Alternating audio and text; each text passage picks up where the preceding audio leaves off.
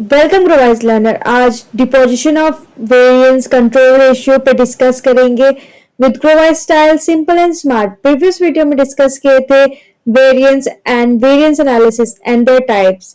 अगर आपने उस वीडियो को नहीं देखा है तो मैं लिंक डिस्क्रिप्शन में डाल दूंगी, तो आप देख सकते हैं। So let's start the video. Disposition of variance. Disposition of variance का मतलब होता है कि जो वेरिएंस का अकाउंटिंग ट्रीटमेंट, यानी कि जो standard cost and actual cost के बीच में जो डिफरेंस आता है उसको बुक्स ऑफ अकाउंट्स में कैसे एडजस्ट या फिर क्लोज किया जाए।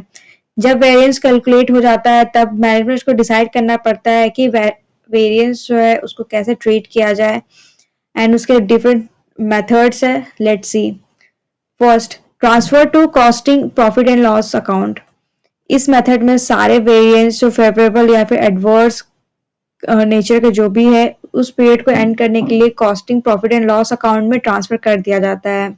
ये बहुत simple and commonly used method है।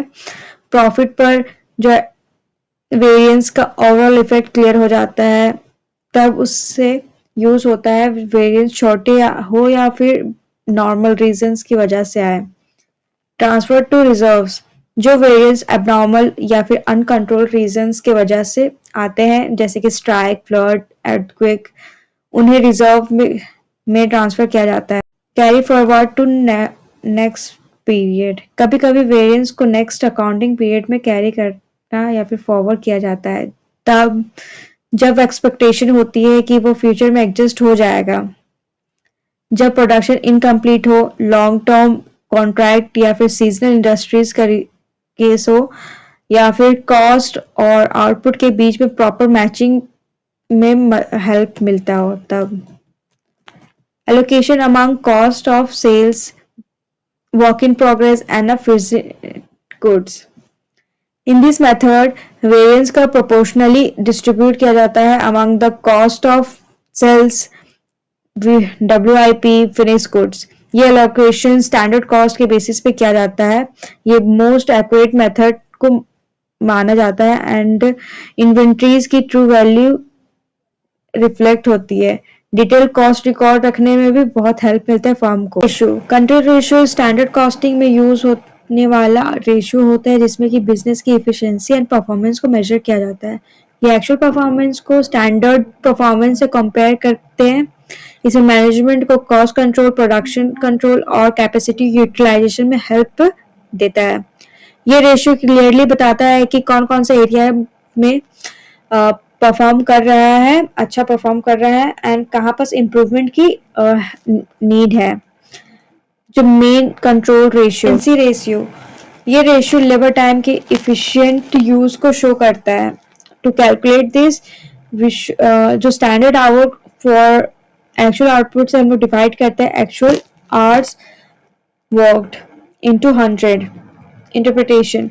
अगर 100 से ज्यादा हो तो इससे ये पता चलता है कि लेबर का इफिशिएंट यूज हो रहा है। अगर 100 से कम हुआ तो लेबर का इनएफिशिएंसी को शो करता है। अगर 100% के इक्वली हुआ तो ये स्टैंडर्ड के अकॉर्डिंग परफॉर्म कर रहा है। एक्टिविटी रेशियो, ये रेशियो एक्चुअल प्रोडक्शन लेवल को बजटेड प्रोडक्शन से कंपेयर किया जाता है। To calculate this, standard hours for actual output को डिवाइड किया जाता है बजटेड स्टैंडर्ड आवर्स से इनटू 100। अगर 100% से ज्यादा है तो ये प्लान से अच्छा एक्टिविटी हुई है। अगर 100% से कम है तो प्लान जो था उससे कम हुआ है। अगर इक्वली है तो then it's according to the activity, budget के अनुसार ही काम चल रहा है।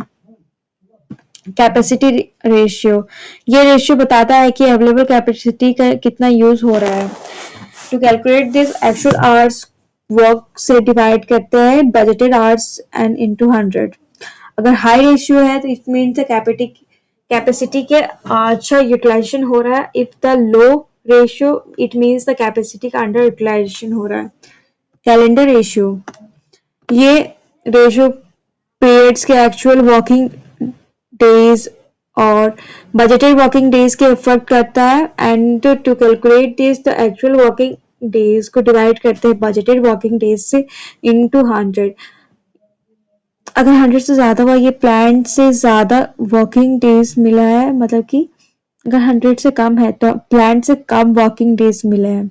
That's all for today's lecture. Next video में डिस्कस करेंगे meaning of variable cost, absorbing cost and marginal cost.